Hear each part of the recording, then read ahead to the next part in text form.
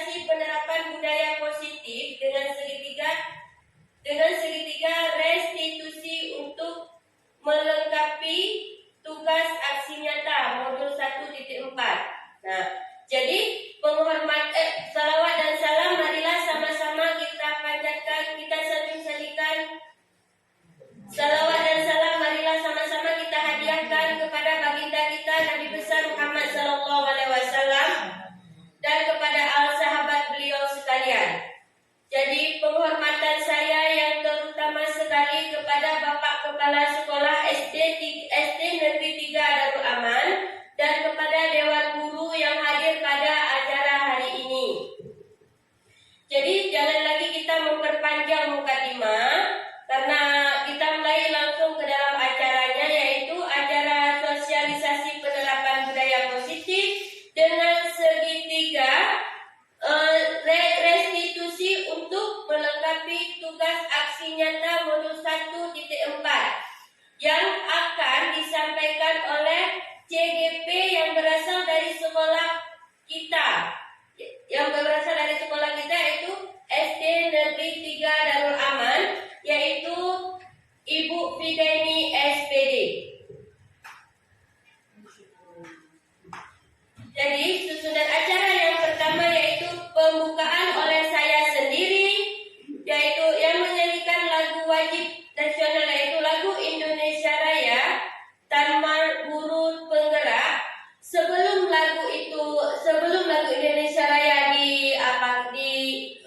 dinyanyikan, jadi kepada semua hadirin yang ada di acara hari ini harap berdiri sejenak.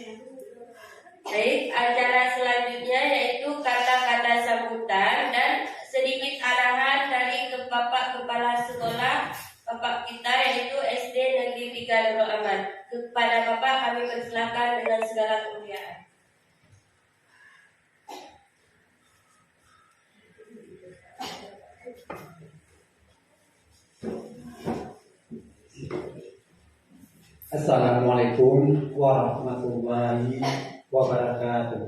Waalaikumsalam.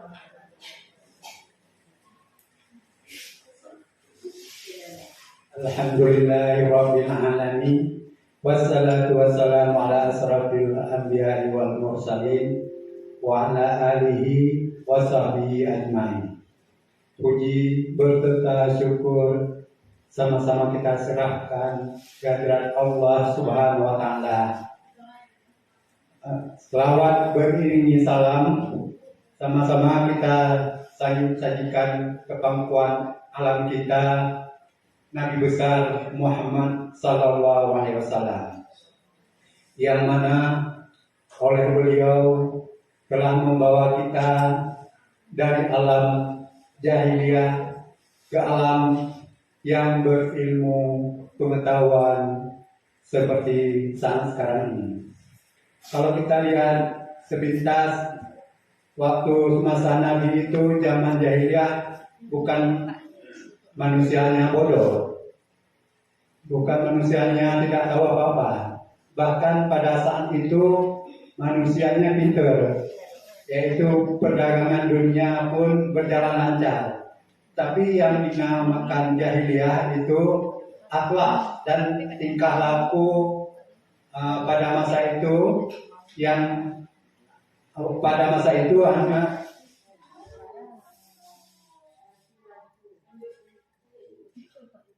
pada saat itu yaitu terlihat tidak beragama, hanya yaitu menyembah berhala, menyembah patung-patung. Setelah disembah, ada juga yang dibuat dari tepung dan roti. Setelah disembah, itu dimakan. Itulah jahilnya pada masa itu. Orangnya pintar, tapi untuk menyembah Allah tidak kenal dia. Maka turunlah yaitu Nabi kita, Nabi Muhammad SAW, yaitu untuk memperbaiki akhlak, bukan untuk bangsa Arab aja, untuk seluruh umat, untuk seluruh manusia yang ada di dunia ini. Bahkan dengan turunnya Nabi kita Muhammad SAW, binatang pun menjadi rahmat. Karena di masa zaman jahiliyah ada sebagian misalnya binatang untuk dimakan hanya diambil entah bahnya aja dulu sebagian, besok diambil lagi, yang depan lagi, cukup menderita. Bahkan bagi kaum ibu-ibu pun di masa itu dianggap hina bagi yang perempuan. Di antaranya yaitu anak daripada Umar bin Khattab, yaitu begitu lahir juga anaknya perempuan ditanam hidup-hidup. Jadi kalau masa itu kalau melahirkan yang perempuan dianggap hina. Tapi dengan lahirnya yaitu Nabi kita Muhammad SAW, yaitu untuk memutuskan akhlak ke seluruh dunia. Penghormatan saya kepada Bapak Ibu Dewan Guru yang telah berhadir dalam rangka sosialisasi mengenai guru CGP, yaitu calon guru penggerak yang ada di sekolah kita. Alhamdulillah, dari dibukanya CGP sekarang di angkatan ke-9, jadi dari angkatan pertama kedua mungkin masih untuk Aceh Timur belum ada. Jadi angkatan ketiga ada saya ikut, alhamdulillah lewat, cuma saya mundurkan diri waktu itu. Kemudian angkatan ke-7, alhamdulillah dari sekolah kita pun ada yang guru lewat DGP. Kemudian sudah lewat prosesnya.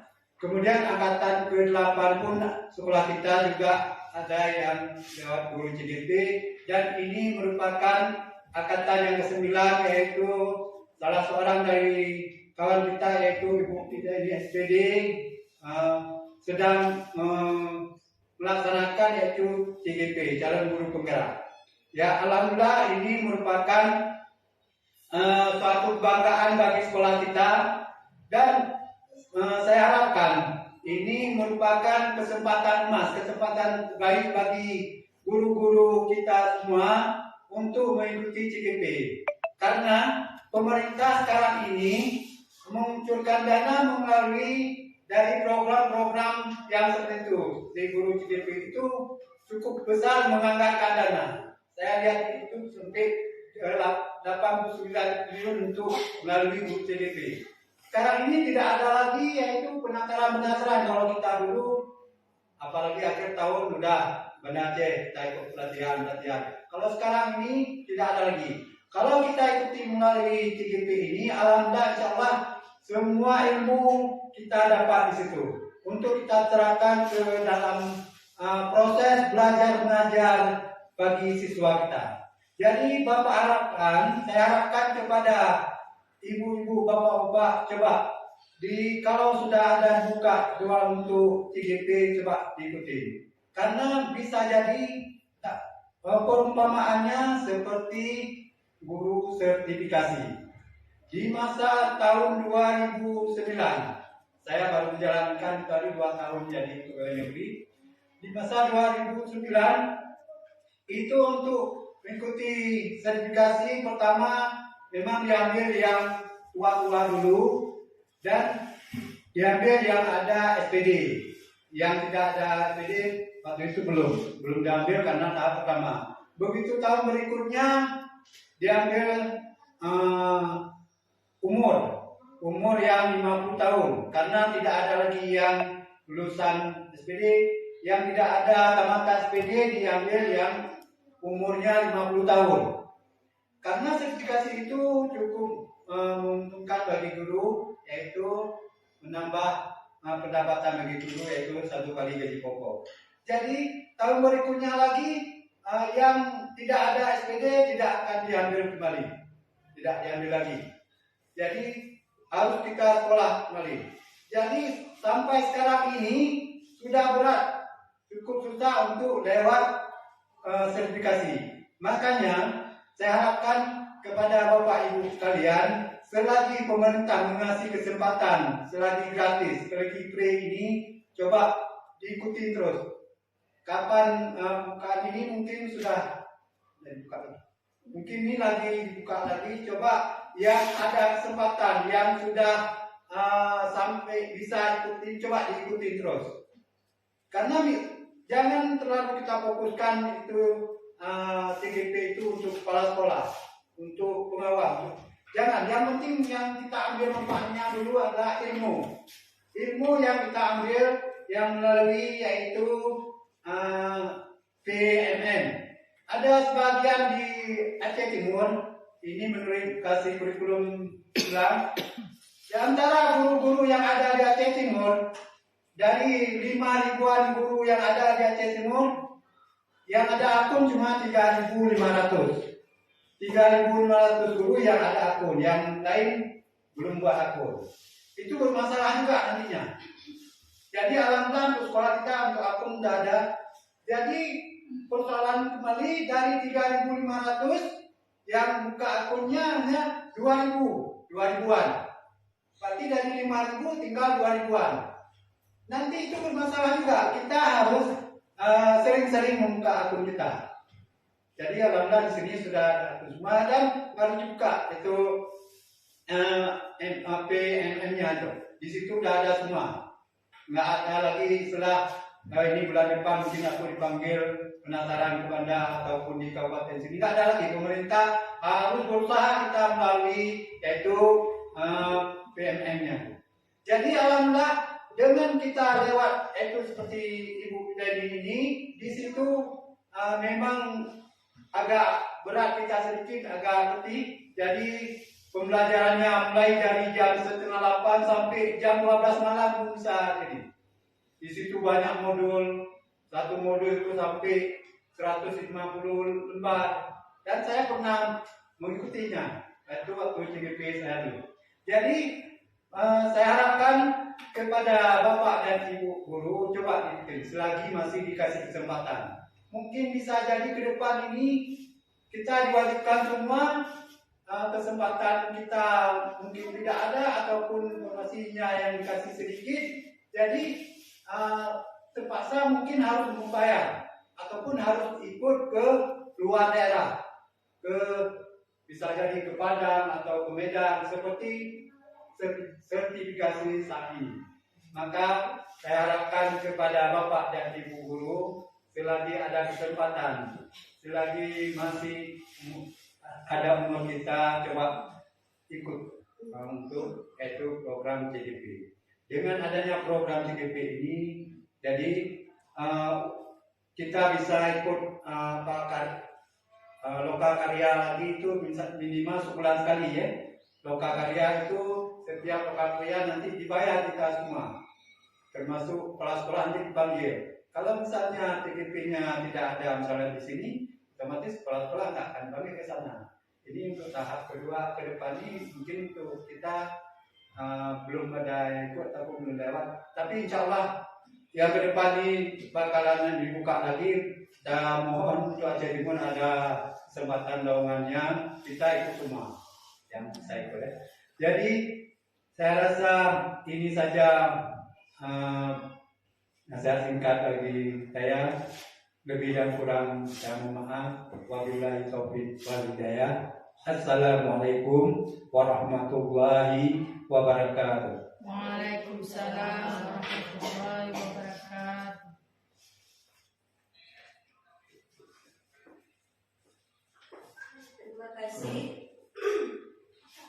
Terima kasih kepada Bapak Kepala Sekolah, Bapak kita.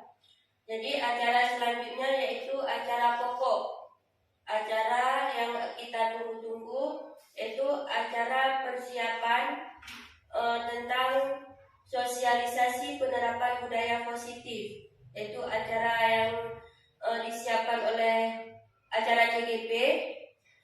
Dan acara yang akan kita dapatkan, kita belajar juga nantinya sebelum beliau memulai acara.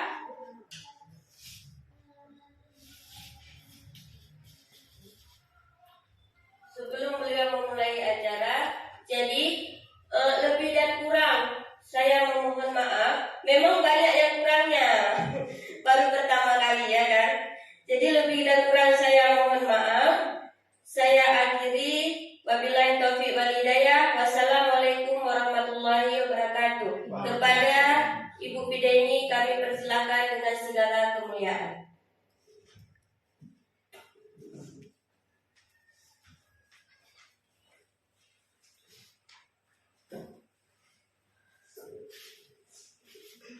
Bismillahirrahmanirrahim. Assalamualaikum warahmatullahi wabarakatuh.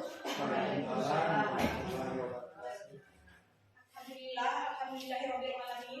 Wassalatu wassalamu ala asyrofil anbiya'i wal mursalin wa ala alihi wa sahbihi ajmain. Puji syukur saya panjatkan kehadirat Allah Subhanahu wa taala yang mana Allah telah memberi kesehatan, kesempatan dan waktu kepada kita semua untuk mengikuti acara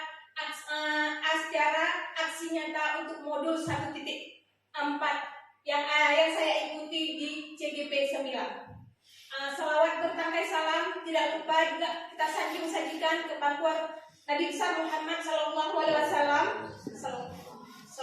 Wasallam, yang mana mungkin dengan karena adanya Nabilah mungkin kita dapat berkumpul di sini dan dapat menikmati apa yang kita rasakan, apa yang kita dapat dari pendidikan.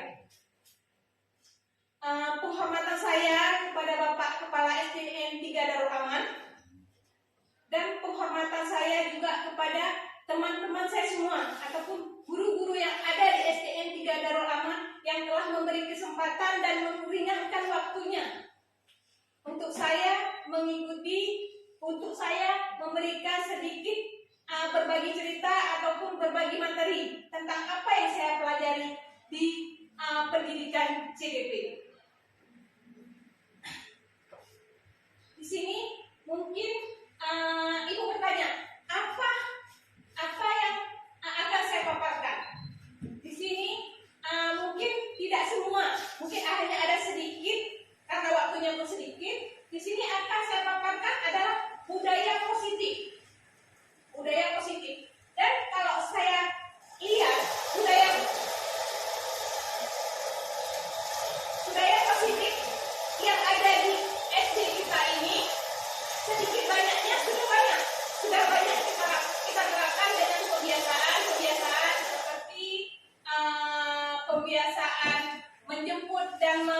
anak ketika pulang sekolah membaca Yasin ketika hari Jumat, setelah itu apalagi membaca doa, dan kita juga ada berselawat di hari Rabu. Itu termasuk pembiasaan yang positif. Di sini kita bercerita kan budaya positif. Di dalam budaya positif itu harus ada juga disiplin positif. Disiplin positif. Bagaimana itu disiplin positif? Apa disiplin positif itu harus seperti budaya positif? Ya, di sini kita harus lihat dulu tujuan pendidikan itu apa. Tujuan pendidikan, karena sekarang kan kita lagi belajar kurikulum merdeka. Jadi tujuan pendidikan adalah menuntut kodrat yang ada pada anak agar mereka dapat mencapai keselamatan kebahagiaan yang setinggi-tingginya, baik sebagai manusia maupun sebagai anggota masyarakat. Ini pendidikan menurut PHD, tapi itu yang diterapkan sekarang di pendidikan kurikulum merdeka.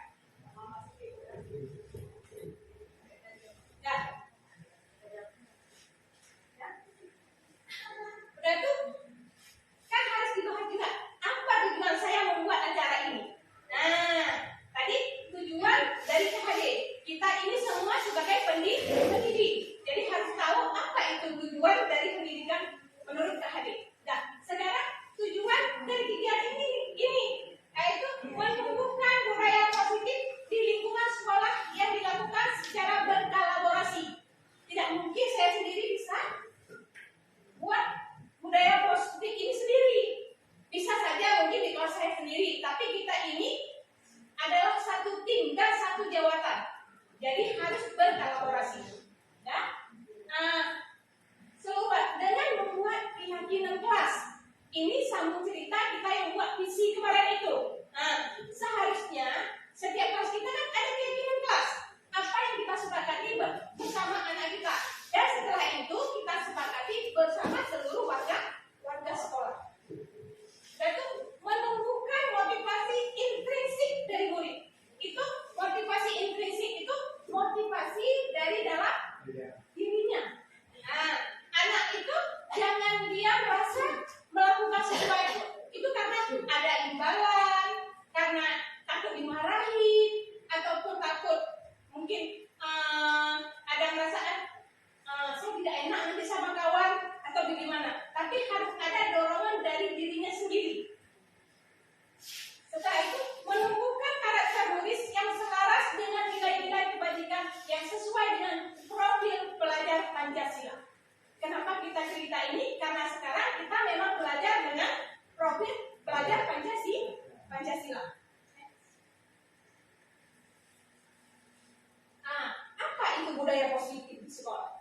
Budaya positif di sekolah, nilai dan kebiasaan di sekolah yang berpihak pada murid, agar mereka berkembang menjadi pribadi yang kritis, penuh hormat, bertanggung jawab, sesuai dengan profil pelajar Pancasila. Cerita tadi seperti lagu guru penggerak tadi. Kita ini sebagai dengarnya gak enak, menghamba pada murid, tapi bukan menghamba seperti kita menghamba pada raja.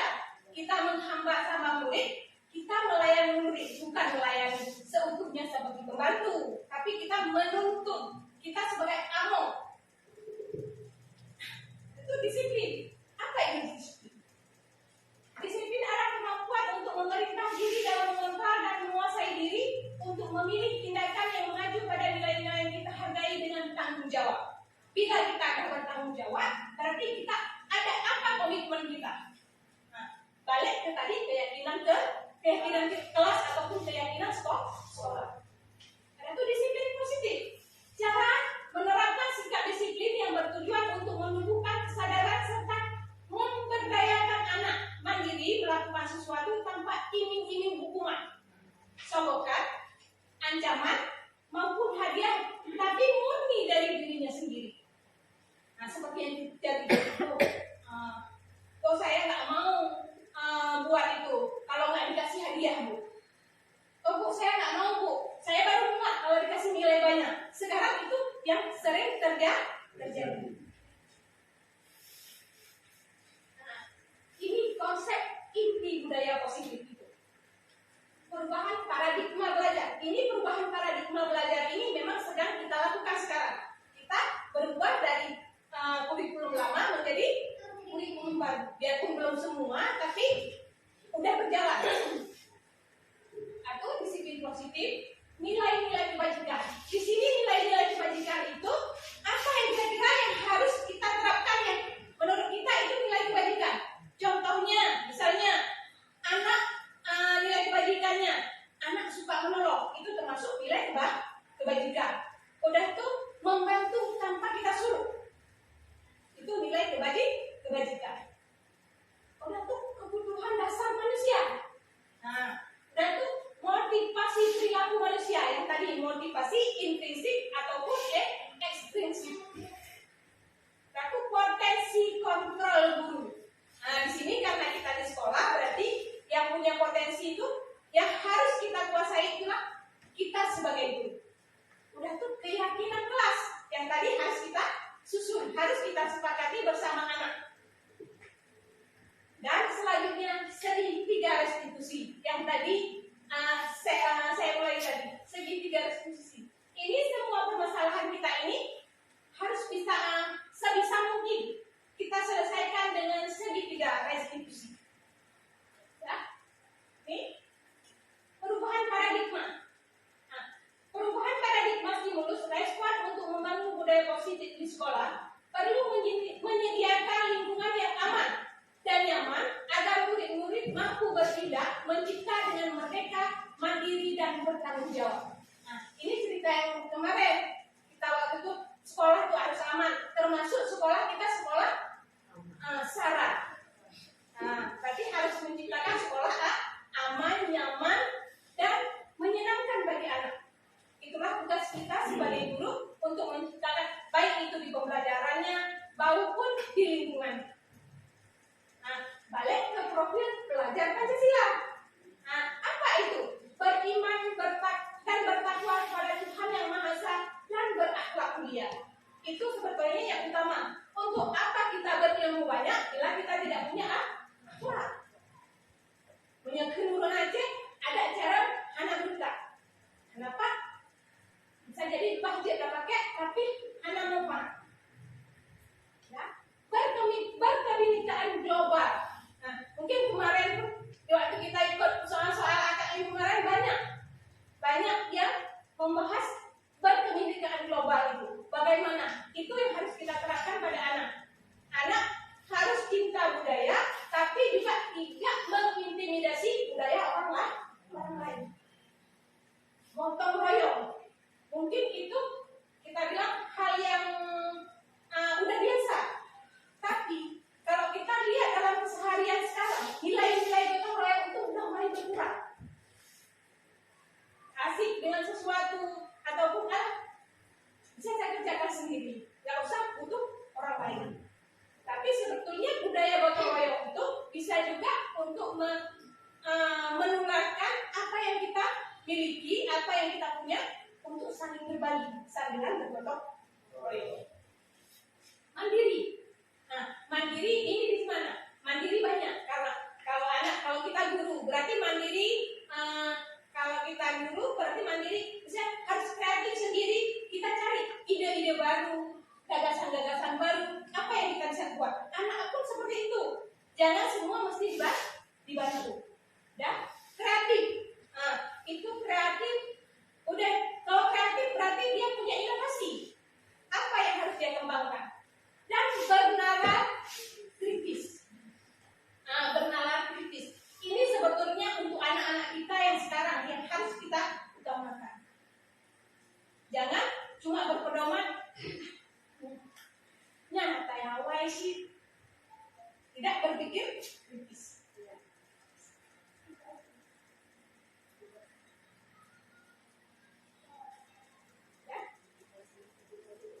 Motivasi tadi motivasi intrinsik, motivasi yang muncul dari dalam diri untuk mencapai suatu demi memuaskan diri sendiri tanpa dipengaruhi imbalan dari eksternal. Itu istilahnya seperti ini. Apa yang kita lakukan itu merasa puas diri sendiri kita. Kita merasa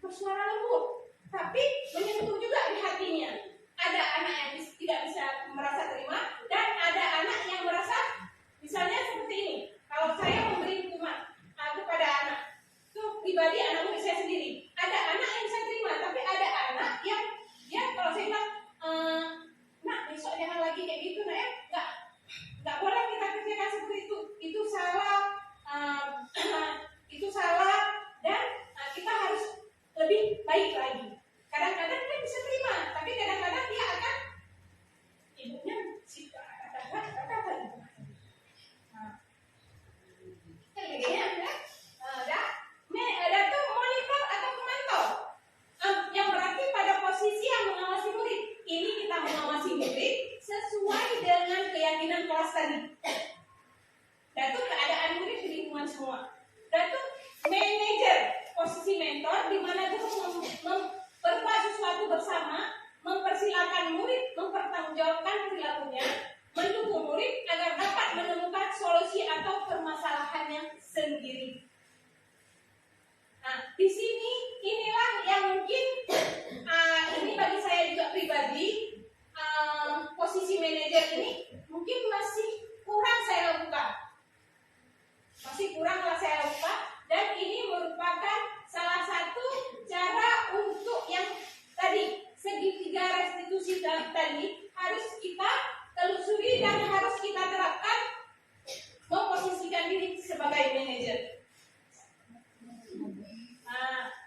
Ini keyakinan kelas, membangun kecerdasan emosional, meningkatkan motivasi belajar, mengatasi rasa takut akan kegagalan, meningkatkan rasa percaya diri, mendorong kolaborasi dan kerja tim, pembentukan hubungan yang positif.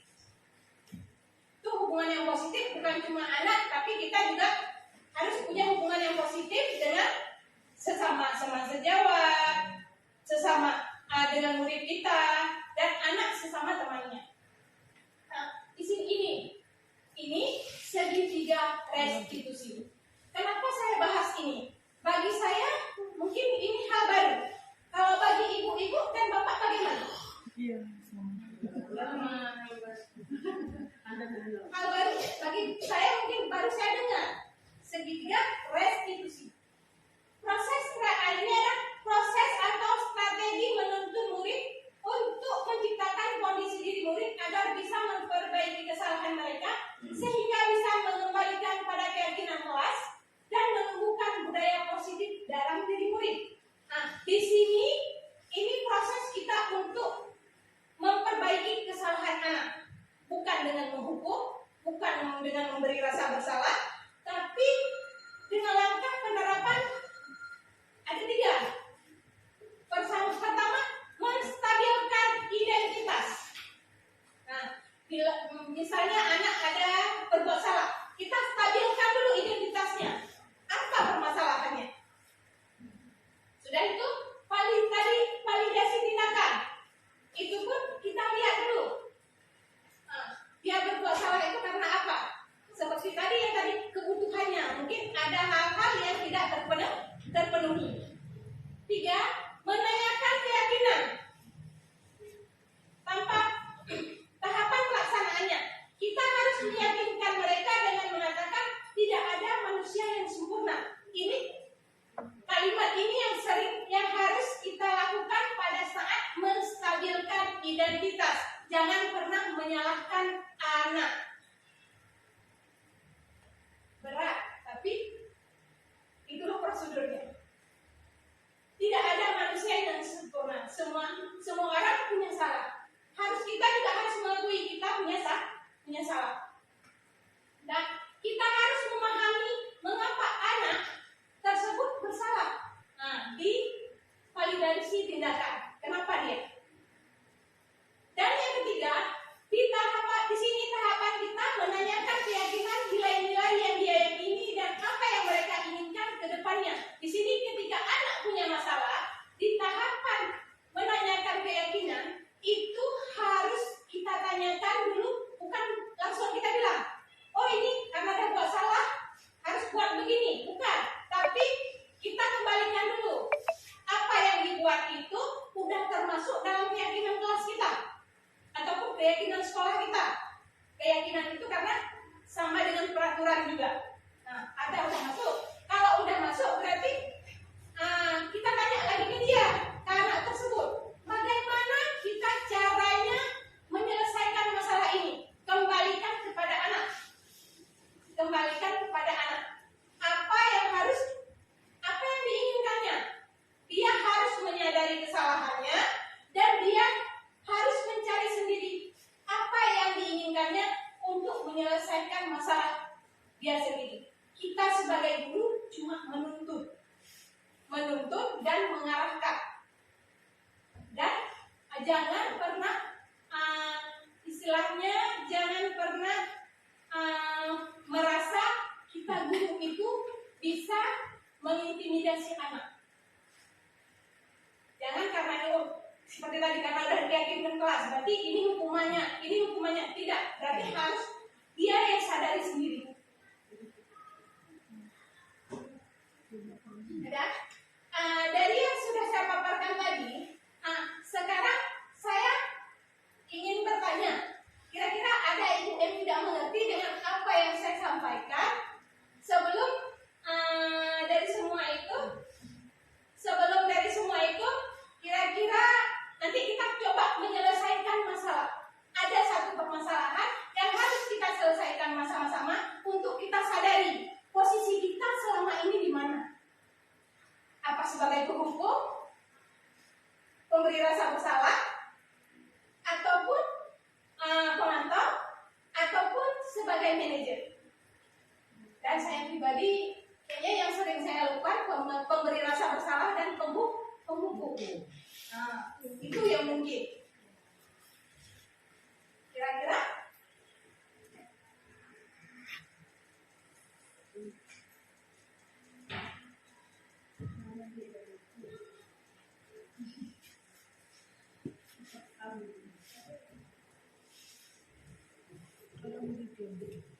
ini ibu-ibu ada kasus yang saya coba paparkan dan kita selesaikan bersama. Seharusnya dari kasus ini kita memposisikan diri, bukan kita sebagai orang yang berkasus ini, memposisikan diri di mana?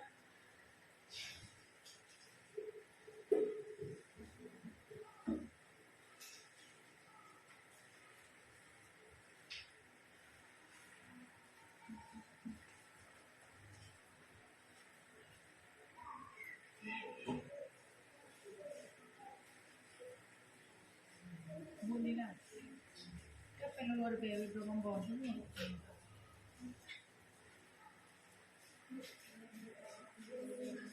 Luar biasa.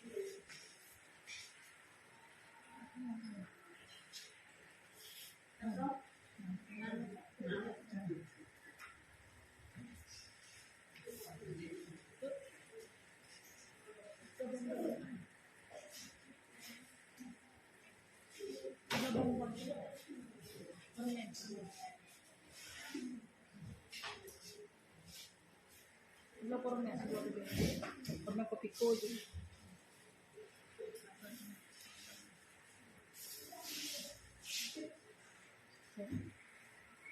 Era. Oh ya, era.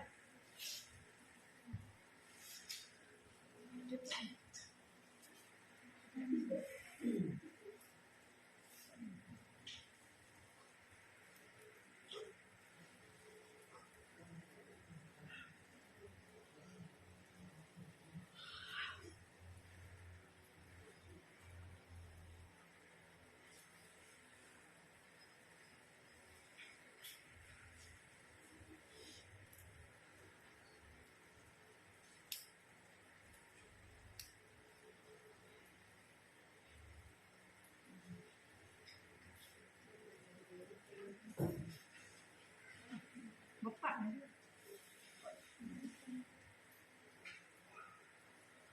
Nanu. Nanu.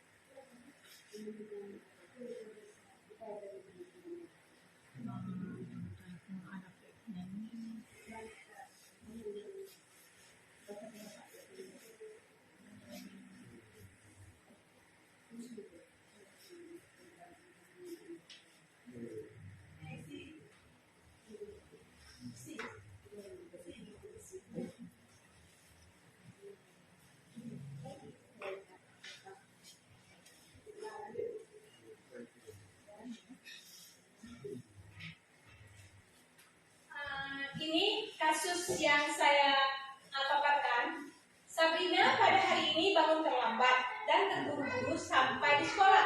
Dia pun akhirnya sampai di gerbang sekolah. Tapi baru menyadari kalau tidak menggunakan sepatu hitam seperti tertera pada peraturan sekolah.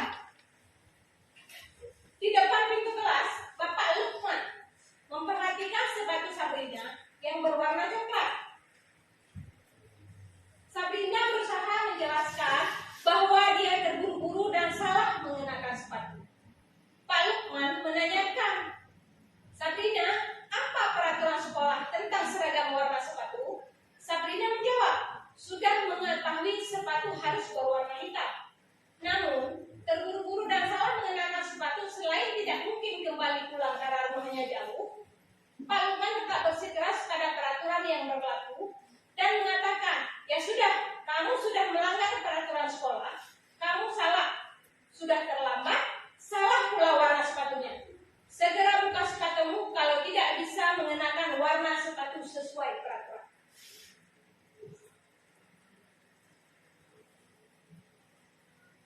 Sabrina meminta maaf dan memohon kembali kepada Pak Lukman agar tetap dapat mengenakan sepatunya dan berjanji tidak akan mengulang kesalahannya. Namun Pak Lukman tidak mau tahu, kamu telah melanggar peraturan sekolah, kamu tidak sanggup ambil sepatu di rumah atau diantar sepatu ke sekolah. Ya sudah, kamu tidak bersepatu saja seharian di sekolah. Sekarang copot sepatumu dan silakan belajar tanpa sepatu seharian. Sabrina pun dengan berat hati mencopot sepatunya dan memberikannya kepada Pak Lukman. Seharian dia tidak berani berkeliling sekolah karena malu dan lebih banyak berdiam diri di kelas tanpa alas sepatu. Ini mungkin kasus seperti ini juga ada kita alami sama anak-anak kita. Biarpun anak kita masih kecil, biarpun setingkat SD, mungkin setingkat yang lebih besar. Nah, di sini dalam kasus di atas, sikap atau posisi apakah yang diambil oleh Bapak Lukman? Jelaskan apa indikatornya. Kira-kira Bu Musida, apa kira-kira kalau menurut Ibu? Penghukum. Kalau ibu-ibu yang lain, kira-kira ini sebagai ibu hukum? Karena tadi kan dia memang melanggar peraturan sekolah. Apa sebagai pemantau atau pemberi rasa bersalah? Sebagai penghukum. Kenapa kita menjadikan ini sebagai penghukum? Karena di sini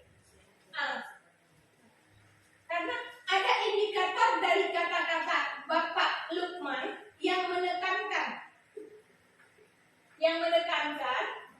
kalau si Sabrina adalah sudah berbuat salah. Apa peraturan sekolah tentang seragam warna sepatu? Itu menanyakan keyakinan, tapi dengan penekanan. Seperti cerita tadi, penghukum itu akan memberikan respon atau tanggapan dengan bahasa ataupun cara yang membuat anaknya bisa takut, dia merasa dia tidak nyaman. Ya, Pak Lukman Datuk, ya sudah, kamu sudah melanggar peraturan sekolah, kamu salah. Sudah terlambat, salah pula warna sepatunya. Segera buka sepatumu kalau tidak mengenakan warna sepatu sesuai aturan. Itu adalah sudah menjurus kepada dia menggunakan nada yang tinggi. Disinilah kita menjadikannya sebagai penghukum. Ya. Dan untuk pertanyaan selanjutnya,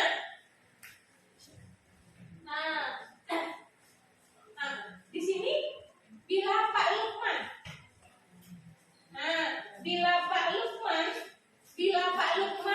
dia memposisikan dirinya sebagai manajer, apa yang dikatakannya? Karena bahasa manajer dan bahasa penghukum itu beda.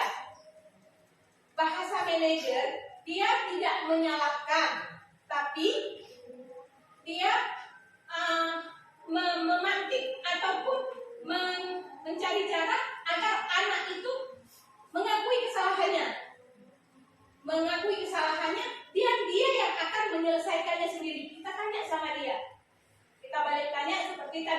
udah kita validasi udah validasi tindakannya, udah dia kenapa, tapi dia udah punya alasan karena terburu-buru, udah itu tadi tidak mungkin ambil balik karena rumahnya jauh. Sekarang kita balik ke dia.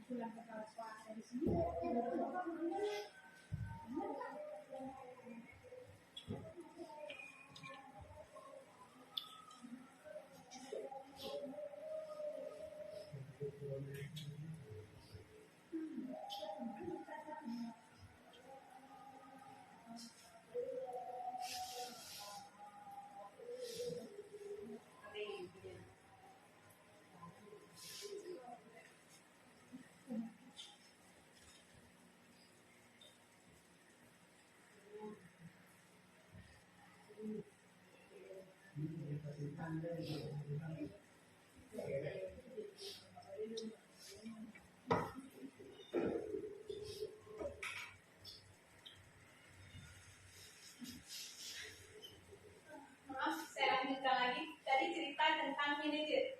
Dari permasalahan Sabrina ini, kalau kita memposisikan diri sebagai manajer, kita harus pertama membuat sebuah kalimat. Cara kita bertanya, itu yang harus diatur. Cara kita menanyakannya seperti ini. Nah, apa kamu tahu jam berapa sekolah dimulai? Itu menanyakan keyakinan ke kelas. Kira-kira bagaimana cara biar besok kamu tidak terlambat berangkat ke sekolah?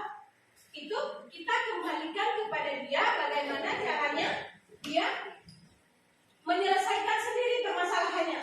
Itu masalah dia sendiri. Dia tadi tidak pakai sepatu hitam karena terburu-buru. Berarti solusi untuk kedepannya bagaimana? Kita serahkan pada anak tersebut untuk dia berpikir dan bagaimana menyelesaikannya. Nah, sepatumu kok warnanya coklat? Alangkah baiknya waktu malam hari sepatu hitam disiapkan agar besok tidak keliru.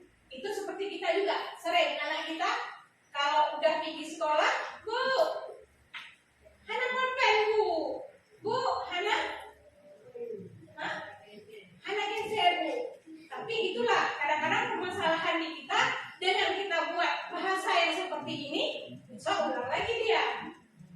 Mungkin untuk menerapkan segitiga restitusi ini agak sulit memposisikan diri sebagai manajer. Kita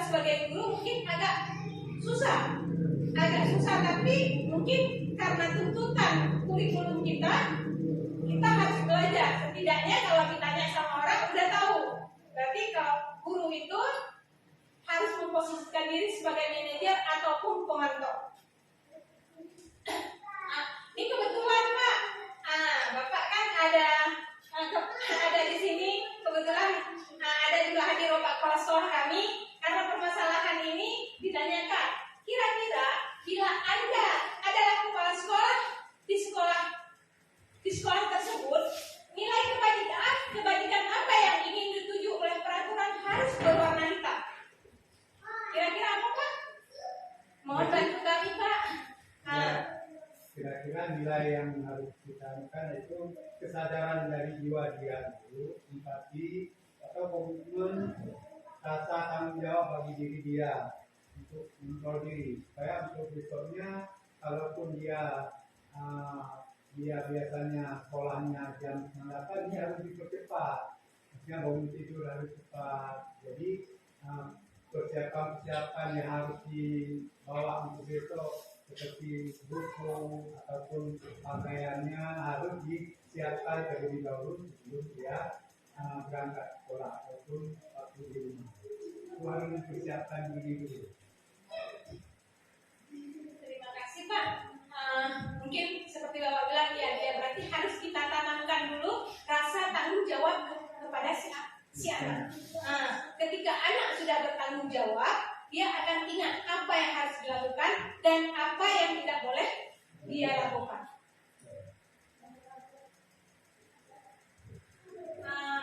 Dan Pak, ini ada satu lagi pertanyaannya Pak. Bagaimana menurut Bapak apa yang dilakukan oleh Pak Lukman tersebut mengenai dalam cara dia menyelesaikan kasus tersebut? Karena ini kan posisi Pak Lukman sebagai guru, Bapak sebagai kepala sekolah. Sebenarnya langkah Pak Lukman ini sudah benar, karena dia kan berusaha untuk menegakkan peraturan sekolah yang telah ada, yang telah tertulis, dan tata tertib sekolah kan sudah ada.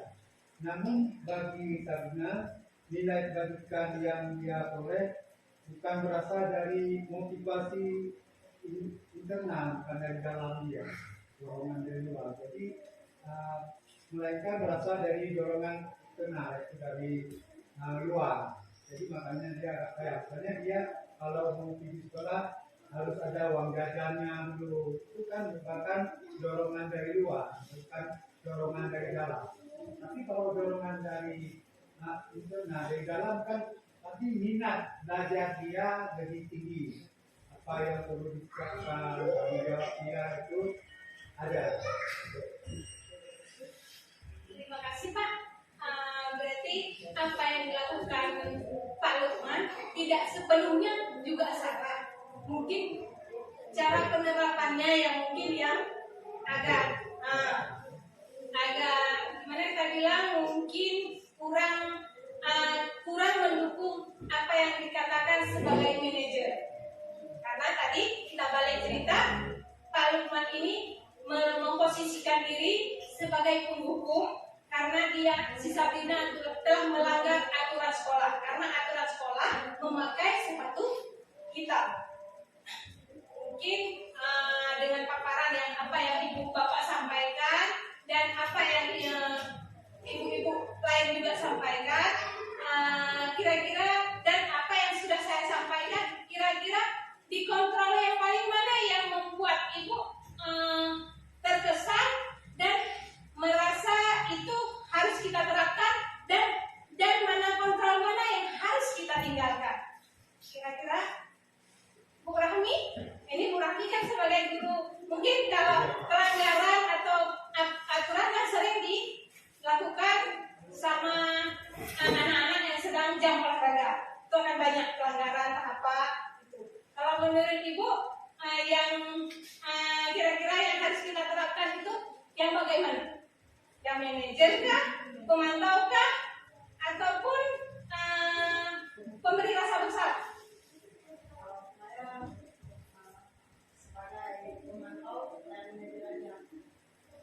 Berarti mungkin dari pemaparan saya, Ibu Rahmi sudah memahami kita sebagai guru itu harus memposisikan diri di mana. Dengan kita tahu berarti posisi kita sebagai manajer, berarti kita pun harus tahu sebagai manajer itu pola yang bagaimana dan langkah yang bagaimana yang harus kita.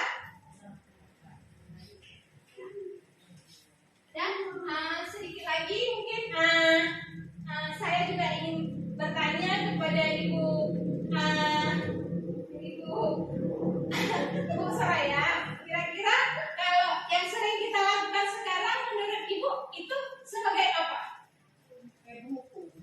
Sebagai penghukum, sebagai pembuat asal bersalah.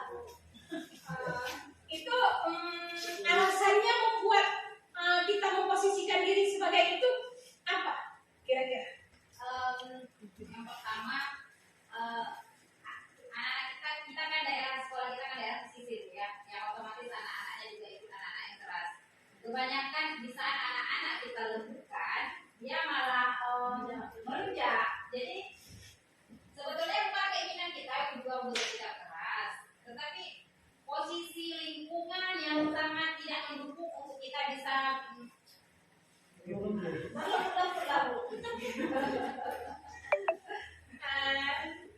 terima kasih Bu Soraya atas paparannya. Mungkin pengalaman itu saya rasakan juga. Saya juga merasakan itu. Tapi istilahnya sekarang kan kita memposisikan diri sebagai guru yang istilahnya berarti menuntut kita harus mengajar itu sesuai kebutuhan zaman dan kebutuhan alam. Berarti mungkin kalau kita balik cerita, kalau dibilang kebutuhan alam, mungkin ada kalanya ada waktu-waktu yang bisa kita pakai sebagai penghukum. Mungkin untuk ke depan kita ini harus memposisikan diri sebagai manajer, tapi pemantau dengan menekankan berarti keyakinan sekolah kita itu yang harus kita tekankan dulu.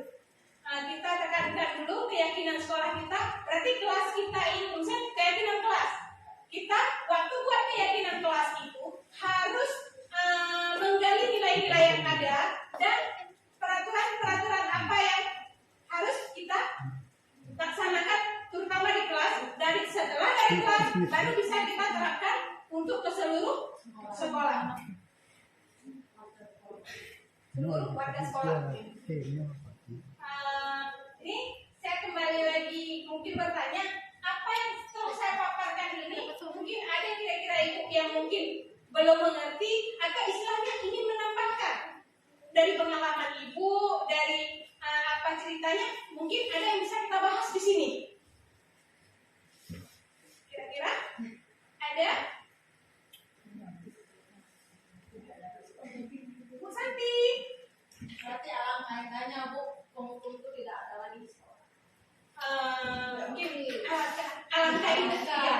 Tapi Bu, kalau untuk pemukul memang kayaknya pemukul kasih aja Bu. Nah kalau pemukul itu kalau kita balik ke peraturan kita kena HAM juga. Apalagi sekarang memang lagi digalakkan bullying. Itu stop bullying. Sampai lagunya ada stop bullying. Kan ada. Jadi harus kita inikan yang itu tidak ada. Jadi cara kita menghukum anak, kita tekankan dulu nilai-nilai kebajikannya. Kita tekankan dulu nilai-nilai kebajikannya. Udah tuh baru ketika anak yang cerita tadi, ketika anak sudah punya akhlak, udah tahu dia mana salah, mana benar, dia untuk melakukan pelanggaran mungkin agak tertahan. Dan setelah itu seperti tadi kebutuhan anak kadang-kadang melakukan kesalahan itu karena kebutuhan yang tadi kebutuhan utama manusia itu. Kadang-kadang anak itu tidak nakal, tapi karena kurang kita perhatikan, kurang kasih sayang. Apa kasih sayangnya di rumah? Apa kasih sayangnya di sekolah? Ada tuh dia merasa ingin dihargai. Kan ada anak, padahal dia bisa, tapi karena kurang tampil, kita pun mungkin ada kalanya kurang pengamatan, kurang melihat kelebihan dari dia. Dia ingin dihargai. Ada anak kadang-kadang memang cari perhatian, dia puasalah. Ada yang seperti itu. Berarti itulah tugas kita menuntun. Kan tadi menuntun kodrat. Kita menuntun aja. Nah, kita arahkan ke arah yang lebih baik. Dengan dia baik, dengan dia berakhlak, berarti dia akan bergerak untuk melakukan hal-hal yang lebih positif. Untuk melakukan sesuatu yang lebih bermanfaat untuk dia dan sesuatu yang lebih baik untuk dia, baik di masa sekarang maupun masa yang akan datang.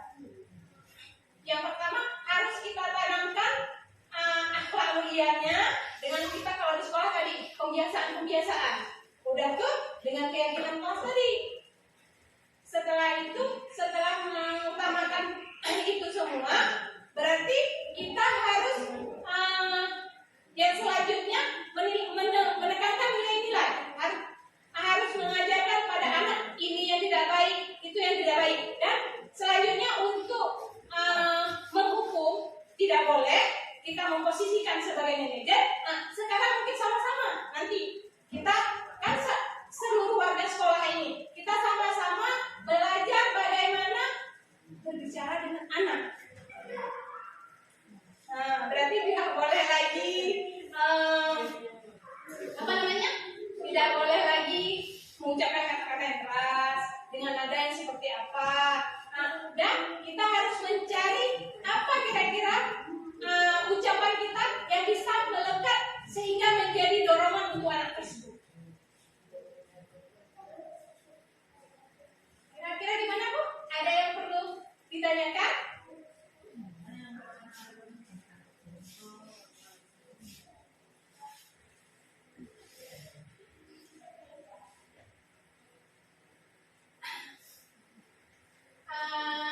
Mungkin hanya sekian pemaparan dari saya dan refleksi untuk semuanya. Yang intinya saya di sini hanya berbagi cerita, berbagi pengalaman, apa yang saya pelajari dan apa yang ingin saya gerakkan dan apa yang ingin saya sampaikan di sekolah kita agar sekolah kita bisa menerapkan budaya positif. Untuk kedepannya, mungkin dari pemaparan saya ini ada hal-hal yang mungkin bisa kita tindak lanjuti. Seharusnya sekolah kita seperti apa dan pelaksanaannya seperti apa sehingga penerapan profil pelajar Pancasila terlaksana sesuai dengan visi dan misi sekolah kita. Nah, mungkin hanya ini pemaparan dari saya. Semoga bermanfaat dan lebih dan kurangnya saya mohon maaf. Dan yang tidak lupa saya ucapkan terima kasih yang sebanyak-banyaknya karena telah meluangkan waktu dan memberi kesempatan untuk saya berbagi cerita dan yang utamanya menyelesaikan tugas saya pada sesi aksi nyata 1.4. Terima kasih. Akhirul kalam. Assalamualaikum warahmatullahi wabarakatuh. Waalaikumsalam warahmatullahi wabarakatuh.